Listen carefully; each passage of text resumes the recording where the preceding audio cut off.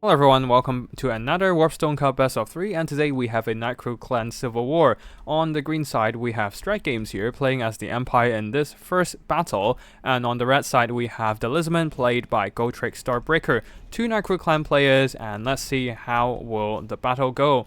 For the Empire, we have a front line of spearmen with shields mixed in with a couple flagellants for a bit of an unbreakable backbone and a good damage dealer against the unarmored skink infantry. Behind them, a ton of huntsmen, 4 unit in fact, providing some very solid anti-large firepower to hunt down enemy dinos, flanked by a couple unbreakable infantry, one of them the Sigma Sons, the other more flagellant. 3 units of halberdiers guarding their rear, and a bunch of Empire Knights providing some mass to block down enemy mobility and dinos from charging the Huntsman core. In the skies, leading the army, we have Balthasar Gout still hiding in the tree line. Instead of moving up with the rest of the army, perhaps they are quite afraid of the Hand of God from Krogar, but for now, Balthasar Gout will just stay in the trees here. He will be using Searing Doom to provide fire support for the rest of the army. Just Searing Doom. No other spells, no Plague of Rust or Final Transmutation. This might come and bite the Empire army in the back, because the Huntsmen not having much armor piercing value, they need a bit of help with the Plague of Rust to bypass enemy armor, but for now, it seems that they can only rely on their own damage to wear down the Lizardman dinos. So we shall see how this battle goes. And on the other side, Gotrek's Lizardman army, a front line of Saurus warriors with spears and with shields. Just a bunch of Saurus mixed together, coupled with a bunch of skink cohorts as well. They all have Javis, so some very solid damage dealing power with their missiles. Great at shooting a bunch of flagellants up with their damage value. But of course, that is if Empire gives them a chance to shoot. Before charging them with Empire Knights, I suppose, skink skirmishers on the flanks here, providing some solid skirmishing firepower as well. And the core of the army will be a bunch of Bastiladon solar engines and a skink oracle, a very important piece in this army, providing a ton of earth blood healing. There's also Fireball, but of course it's not going to be as good as a healing spell. Leading the army, Krogar, and because of all the money into the single entities into the dinos, he can only afford his Horn 1 mount, but still he is a definitely strong melee fighter with anti-large and armor piercing. And yeah, now let's get the battle started. Saurus spears will be receiving the first few volleys of the Huntsman fire due to their lack of shields, while the Bastiladon solar engines are firing back, whittling down the health of the Huntsman, applying the blinded debuff as well, reducing their shooting accuracy, while over here javelins being thrown at the Empire Knights, but only doing some very minor damage due to their heavy armor and shields.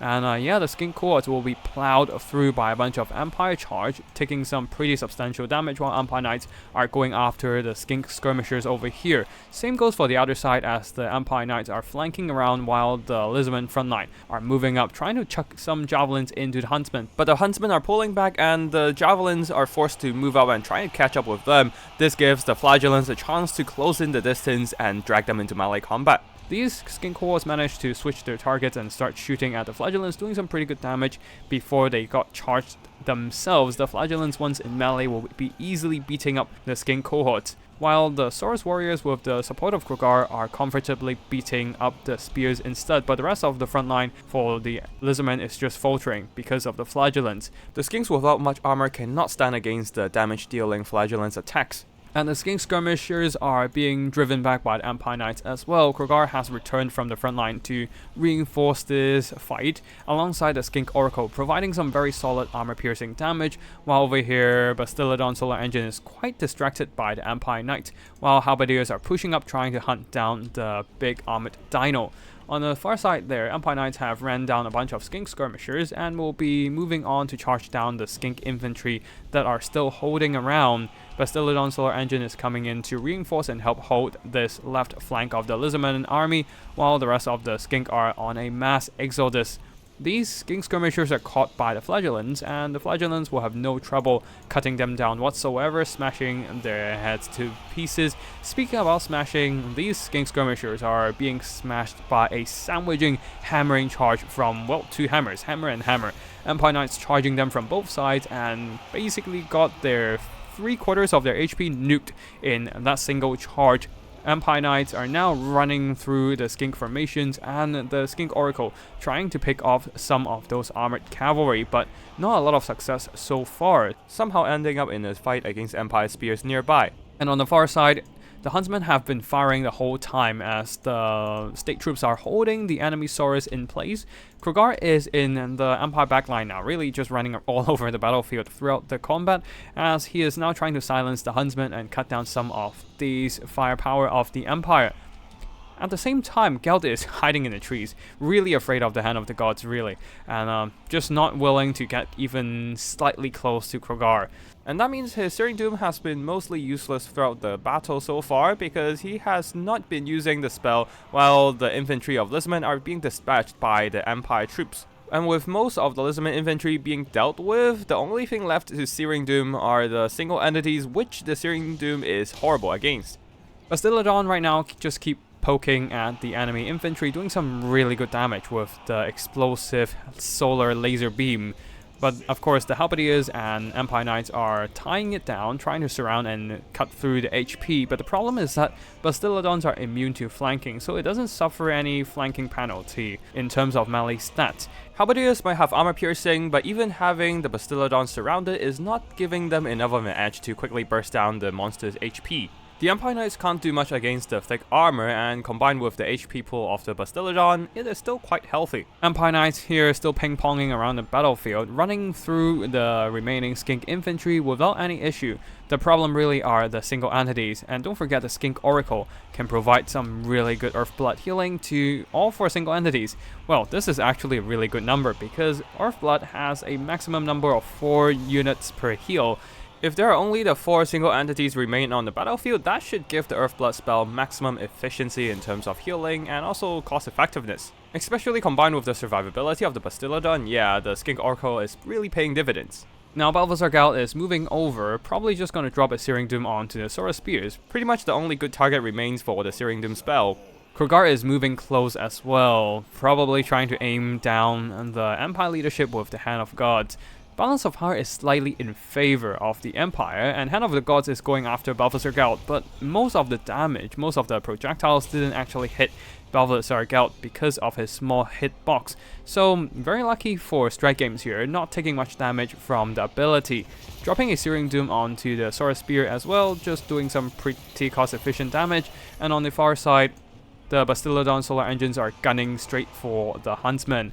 Huntsmen are firing back, hoping to use their anti-large damage to whittle down the Bastiladon with sheer volume of fire, but they are running low on ammo. A lot of that ammo has been used on Saurus infantry and Skinks, so right now they must preserve whatever little ammo they have and unload all of that into Bastiladon's solar engine, hoping to bring them down. Of course, the Bastiladons are not just gonna sit there and take it. This Bastiladon, after taking quite some damage from the anti-large shots, has managed to get into melee range and headbutt some poor Huntsmen. Some tattered Saurus Spears are coming in to chase down the Huntsmen, but the Empire Knights will peel them off while the other remains in the fight against Bastiladon. The problem with Empire Knights is that they really don't have much armor piercing, and even if they surround the Bastiladon and pin it down with their cavalry mass, they just can't do damage to the Bastiladon, and this is where the Plague of Rust would be really useful to boost their charge impact a little bit more against the Lizardmen heavy armored dinos. And on top of the Plague of Rust would be really useful in boosting the damage of the Huntsmen against these armored entities. With 140 armor and a bit of missile resistance from the scaly skin, the Bastiladon is pretty much almost impervious to all these Huntsmen firepower. Especially when there is Earthblood from the Skink Oracle to always just keep their HP high. The only way to cut through the thick armor really is through sheer volume of arrows focusing fire on one Bastiladon. And yeah, the Skink Oracle is just running down some routed Huntsmen who have been terrified earlier. Now Krogar and the Bastiladon is here, surrounded by the Flagellants and Halberdiers, not taking that much damage despite the armor piercing anti-large of the Halberdiers. While over here, Balthazar Gelt diving onto the Skink Oracle, trying to help snipe it out, and the Huntsmen are firing in as well.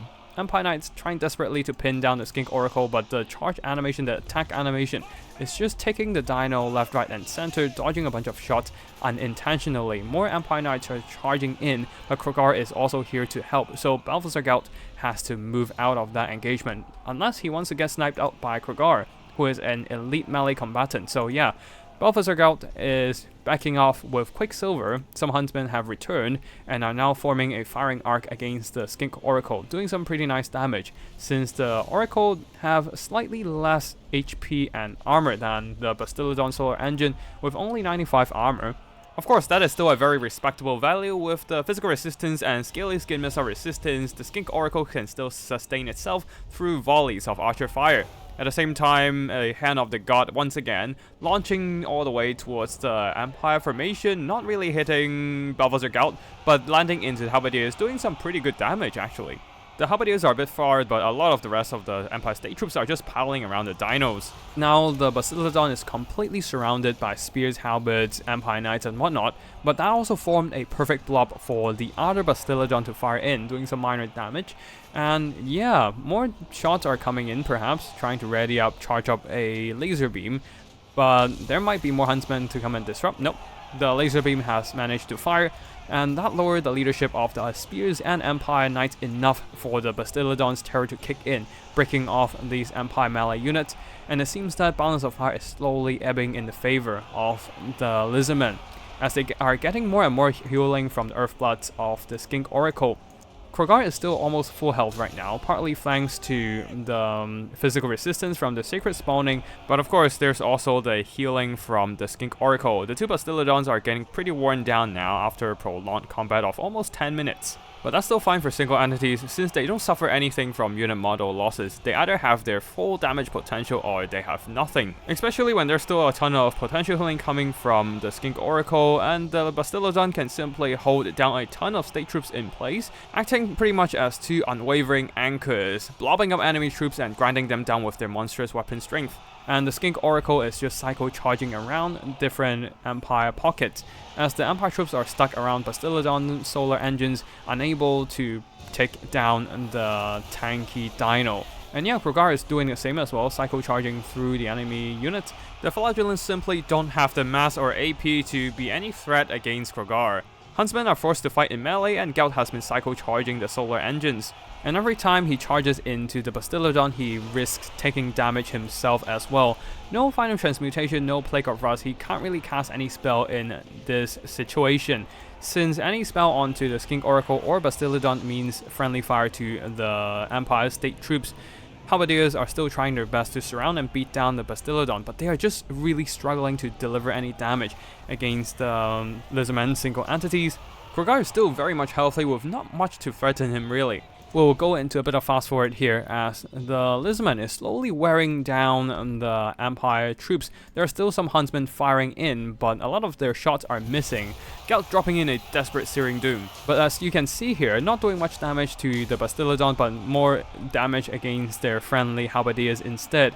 The last few volleys from the Huntsman will be unloaded into the Skink Oracle, who is just moving around the battlefield, and that forces the Huntsmen to just move their aim around a lot and missing a lot as well, wasting the last bit of their precious ammo. The rest of the Huntsmen are all out of ammo, and without ammo, they're also out of options, so they just have to run in and hopefully tie down the Skink Oracle in melee combat, kill it so that the Bastiladons no longer have any healing, and then maybe Gout can psycho charge everything to death, but there's still a very healthy Krogar in the fray, so how effective that is, nobody knows. Another shot from the Bastiladon here, despite being in melee, I suppose guard mode is turned on, so the solar engine managed to just blast these huntsmen in the face and force them to rout off. Gout also get caught by Krogar in melee, and that might be the end of the Supreme Patriarch. Even the Troglodon of the Skink Oracle is going after the little gold man, but of course, it's gonna leave a very metallic taste in the Troglodon's mouth. Now Gout will be pushed off by Krogar and straight up shattering from the battle. Now with him slain, that shall be victory for the Lizardmen, and first game goes to Gotrek Starbreaker. GG to both Strike Game and Gotrek for the first battle here, and congrats to Gotrek for the first win. As you can see here, the Huntsman did some pretty good damage over the course of battle, but the problem is that there's no Plague of Rust to help them boost their damage even more against the Bastiladon, and a lot of their ammo was actually mitigated by the heavy armor and missile resistance. If Gout had another spell like Final Transmutation or Plague of Rust to help overcome the enemy armor, then perhaps the Empire could have won this one, but As for now, the healing of Skink Oracle is more than enough to recover the lost HP from the Huntsman Fire, and the Empire Knights struggle to do damage against the dinos. Other than running through the Skink skirmishers, they weren't really contributing that much to the entire battle. The rest of the Empire army also kind of underperformed, other than this one Halberdiers. And yeah, the single entity healing is just a little bit too much for Gelt to deal with in the late game, as he only had Searing Doom and no other spells to help him out in this situation. While as for the Lizardmen here, the Bastillodon did really well, just ramming through a ton of state troops and tanking all the damage from the enemy spears and arrow fire.